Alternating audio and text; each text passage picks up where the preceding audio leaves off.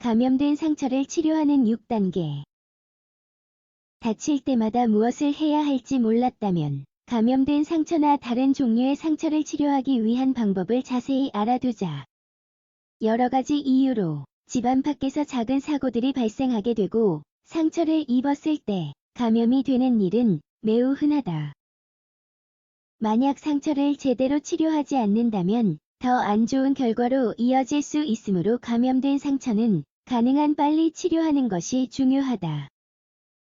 감염에 대한 위험 요소. 상처는 다음과 같은 경우 감염될 가능성이 더 높다.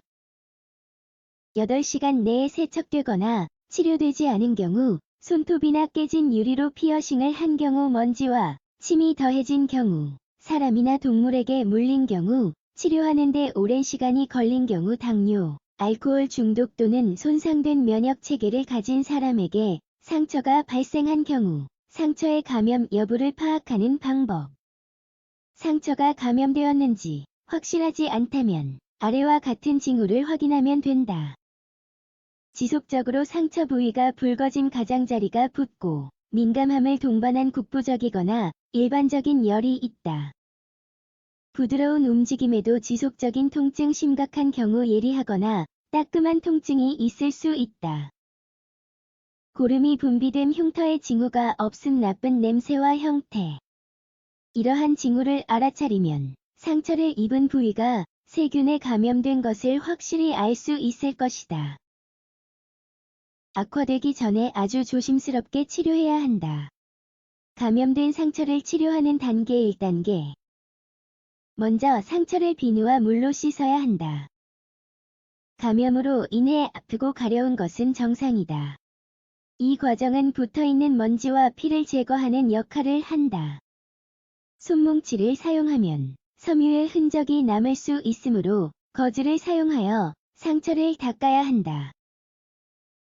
처방전 없이 구매할 수 있는 좋은 소독약을 사용하면 더욱 좋다. 2단계.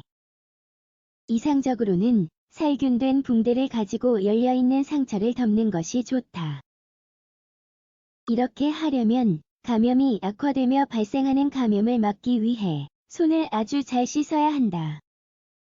상처 부위에 물집이나 고름이 있다면 퍼지는 것을 막기 위해 그것들을 제거하지 않는 것이 가장 좋다.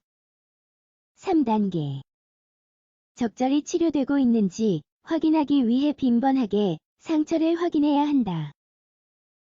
알로에 베라와 같은 천연 제품들은 상처를 치료하고 감염을 깨끗하게 하는 데 도움이 될 수 있다. 이는 이 식물의 재생과 치유 특성 덕분이다. 4단계. 상당한 날이 지났으나 개선되어 보이지 않는다면 병원에 가야 한다. 더욱 복잡한 감염이거나 자기 처방의 위험을 피하기 위해 의사가 처방해야 하는 항생제가 필요할 수 있기 때문이다. 5단계. 붉어 보이거나 상처에 열감이 느껴지고 부어있다면 상처를 꼼꼼하게 살펴라. 아플 뿐만 아니라 뜨겁고 부어있지 않다면 그것은 분명한 감염이다. 6단계. 체온계로 겨드랑이 아래의 체온을 확인한다. 체온이 정상보다 높다면 심각한 감염을 나타내는 것일 수 있으니 즉시 의사를 찾아가는 것이 좋다. 감염 예방법. 이상적으로 상처가 생겼을 때 감염이 되지 않도록 당장 조치를 취해야 한다. 식염수를 사용하여 세균을 제거하기 위해 상처 부위를 깨끗하게 하는 것이 가장 좋다. 그리고 나서 상처를 거즈로 덮고 매일 소독약을 바른다.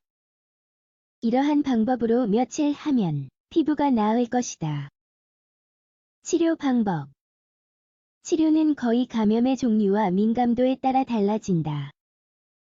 의사는 세균과 싸우도록 경구용 항생제를 처방할 수도 있다. 또한 소독약으로 상처를 헹구어 넣거나 항생제 연고를 바를 수도 있다. 고름 농양이 쌓이게 된다면 의사는 째서 고름을 빼낼 것이다.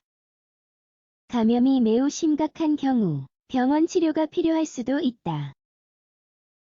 이제 감염된 상처를 치료하는 방법을 알게 되었으니 때가 되면 실천에 옮겨야 한다. 그러나 의심될 경우에는 의사의 도움을 받아야 한다는 것을 기억하자.